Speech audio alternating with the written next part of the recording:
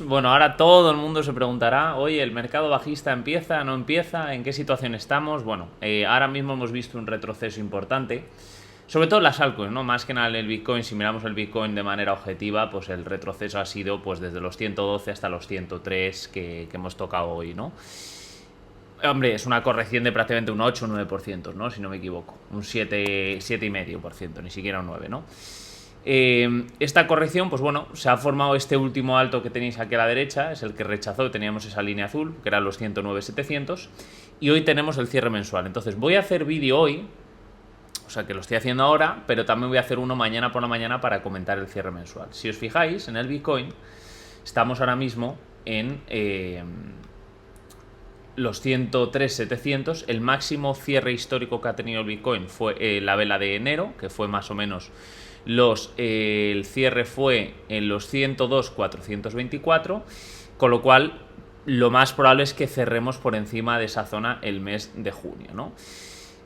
Al final, y aquí tenéis un claro ejemplo más, no se han podido aplicar porque todo el mundo decía que estaba... primero empezó a subir el mercado, todo el mundo decía que es que no, es que ahora está subiendo porque no se pueden aplicar los aranceles y eso es bueno para la economía y todo lo contrario, ¿no? Al final, que no se puedan aplicar los aranceles y todo tal, y recordar que antes de que se publicara el tema de los aranceles, de que no se podían aplicar los aranceles, el Bitcoin estaba en 110, 111, 112, con lo cual, ojo con eso, las lecturas que se están haciendo a nivel macroeconómico, ¿no? Realmente cualquier cierre por encima de los 102,700 no es malo para nada, ¿no? Lo que sí es verdad que cuanta más mecha dejemos es peor. Entonces, si analizamos el cierre mensual, en este vídeo voy a analizar todos los cierres mensuales que supuestamente vamos a tener para el mes de mayo, ¿no? Hay que mirar dos cosas. ¿El cierre mensual es bueno? Sí, porque es mayor que los cierres, es el mayor cierre histórico que ha tenido el Bitcoin de momento, ¿no? Por otro lado, nuestro indicador en semana nos dice que estamos en tendencia alcista. Sí, nos dio la compra prácticamente en julio de 2023. También nos avisó de la venta en prácticamente los 48. Mirar cómo se vino para abajo el punto rojo, ¿no? Mientras estemos todavía por encima, en las dos medias que tenemos en nuestro indicador, de momento seguimos en tendencia alcista. Así que el cierre mensual del Bitcoin, mientras sea por encima de los 102,700, buena señal. En cuanto al gráfico de 3 días, que lo voy a mirar tanto mensual como 3 días, si os fijáis, seguimos estando en tendencia alcista, nuestro indicador sigue estando alcista. En el caso de que se pusiera bajista, pues entonces habría que vigilar. Lo importante es no perder esta zona aquí, lo tengo yo marcado, los 102,400. Es la zona que es probable que vengamos a retestear y de ahí intentemos buscar otra vez la parte de arriba. Eso por parte del Bitcoin. Vamos con el Ethereum, que el Ethereum realmente... el cierre mensual va a ser tremendo. O sea, al final esto es una pin bar, hemos dejado una vela martillo y luego una vela envolvente muy fuerte. Encima cerrando por encima de la vela mensual, tenéis la media móvil azul esta que tenéis aquí, que en su momento ha hecho de soporte y de resistencia. Hizo de soporte en su momento en julio de 2022, hizo de soporte también en enero de 2023, rompimos en febrero de 2025, nos vinimos para abajo y ahora vamos a cerrar por encima de esa zona. La lástima que no cerremos por encima de los 2600, ¿no? ¿Por qué? Porque como podéis ver tenemos nube y la media móvil roja, ¿no? No me suele gustar cuando tenemos en dos medias móviles, recordar que el Ethereum, esto es importante también comentarlo, si nos fijamos, no... desde que tuvimos el cierre en mensual, el cruce de medias en julio de 2020, hemos estado por líneas o sea, medias móviles alcistas en mensual, ¿no? Ahora mismo el cerrar entre la media móvil roja y azul no me gusta porque podríamos ver una corrección de vuelta a los 2.350, que tampoco pasaría nada, pero lo que no quiero ver es que se estanque el precio entre los 2.578 y los 2.300. No quiero que se estanque porque ahí lo que podría propiciar es un cruce de medias que no queremos ver, ¿no? Que eso ha ocurrido en la dominancia del dólar tether, que era una de las cosas que quería comentar. Si os fijáis la dominancia del dólar tether, vamos a tener el primer cruce bajista en muchísimo tiempo de la historia, si no me equivoco, yo creo que es de la historia, ¿no?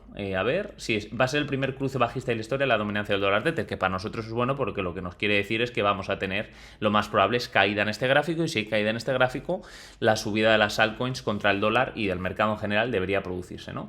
Pero podéis ver que veis que la media móvil roja y azul, veis cómo se estancaba el precio entre estas dos medias en el gráfico mensual y al final realmente hemos visto ese cruce, ¿no? Normalmente cuando se estanca el precio entre dos medias móviles quiere decir que va a venir un cruce, se anticipa ya ese cruce, ¿no?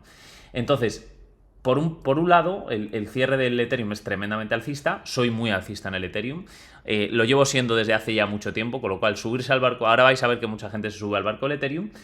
¿Pero por qué soy muy alcista? Por dos gráficos en especial. Ya ni siquiera el Ethereum contra el dólar. Voy al Ethereum contra el Bitcoin, que este gráfico mensual, y lo vais a ver en muchísimas velas.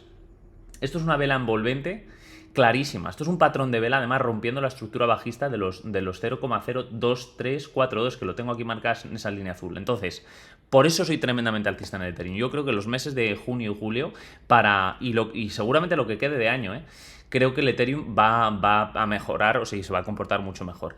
Si nosotros nos remontamos a ver qué velas ha habido envolventes a nivel mensual en zona de soporte para el Ethereum contra el Bitcoin, pues tuvimos esta de aquí, que fue justo casualmente en septiembre de 2019, ya todos sabemos lo que ocurrió después. Eso fue en zona importante de soporte. Y luego, si analizamos también, que esta era una zona importante de oferta y demanda, hombro, cabeza, hombro izquierdo, cabeza y hombro derecho, aquí también teníamos otra vela envolvente en zona soporte y todos luego sabemos lo que ocurrió, ¿no? Con lo cual, teniendo en cuenta este cierre mensual que vamos a tener en el Ethereum, es verdad que queda mucho día, pero es muy probable que cerremos por encima de los 0,02342.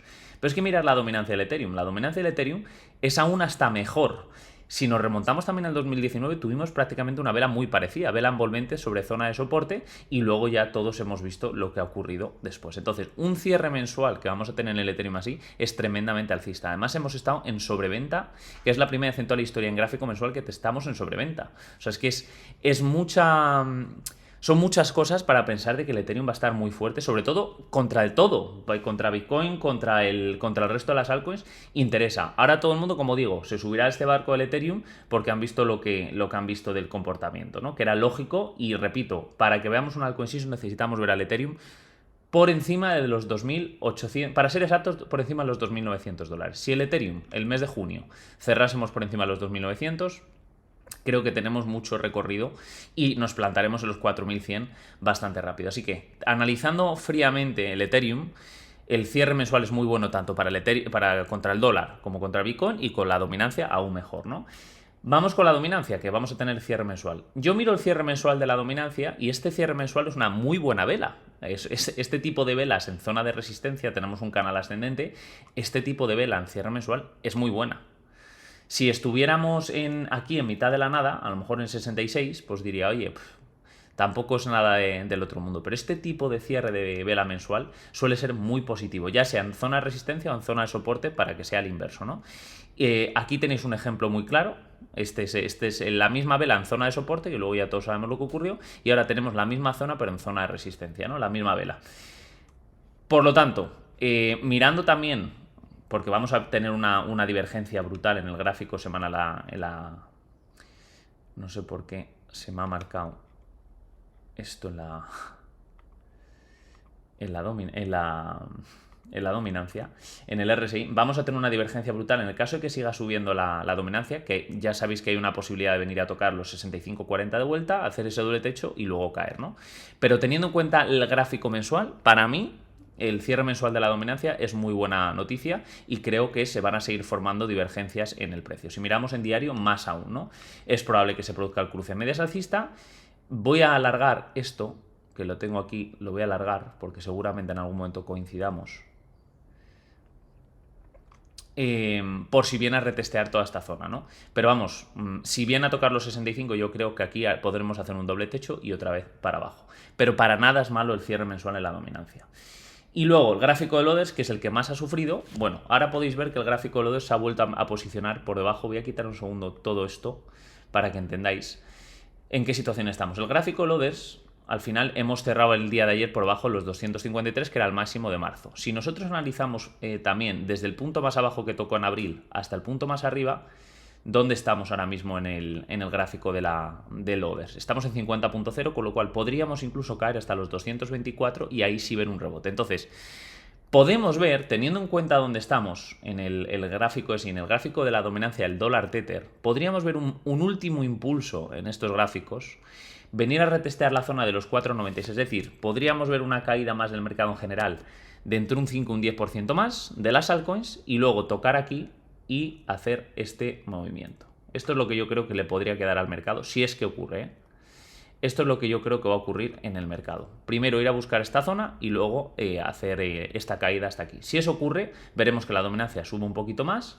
Veremos también que el Ethereum a lo mejor corrija a los 2.450, el Bitcoin retrocede a los 102.500 más o menos, y en ese momento yo creo que será buen momento de posicionarse en todo. El gráfico de Lodes pues seguramente haya tocado la zona de los 221, y en esas zonas pues yo creo que será interesante empezar a acumular para todo lo que queda de 2025, y no sabemos hasta qué punto, ¿no? Una cosa que sí quería comentar en el RSI y en el Ethereum, podéis ver que tenemos esta línea de tendencia bajista, pero ¿cómo está retrocediendo el Bitcoin? Pues yo creo que el Ethereum, retrocede de manera muy correctiva, no está retrocediendo de una manera muy fuerte, ¿no? Sí es verdad que toda esta zona era posible recogida de beneficios, tener en cuenta todo lo que tenemos aquí. Zona de triple techo, media móvil, la blanca aquí, la nube roja y la media móvil de 200, eran muchas cosas, ¿no? Con lo cual no me extraña tampoco que hayamos tenido una corrección más pronunciada. ¿Me esperaba que fuera tan así? No, porque si nos fijamos, muchas monedas habíamos roto los máximos del 25 de marzo, ¿no? Que eso es muchas veces lo que he hablado con mis amigos que trabajan en esto, en departamentos de trading mucho más potentes que lo que he visto yo hasta ahora. Me lo decían todos, no es normal que muchas monedas que han roto los máximos del 25 de marzo hayan tenido este comportamiento. Una de ellas clara es HBAR. Por ejemplo, HBAR ahora mismo está en zona de soporte. ¿Por qué? Este era el máximo del 25 de marzo, lo rompe, está 4 o 5 días por encima y de repente hace este movimiento bajista. Está ahora mismo justo en los 0.16, que es una zona importantísima de soporte. Marcando Fibonacci desde el punto más abajo hasta el punto más arriba, donde estamos en 61.8 Fibonacci. Con lo cual, hay muchas monedas en las que deberíamos ver rebotes, ¿no?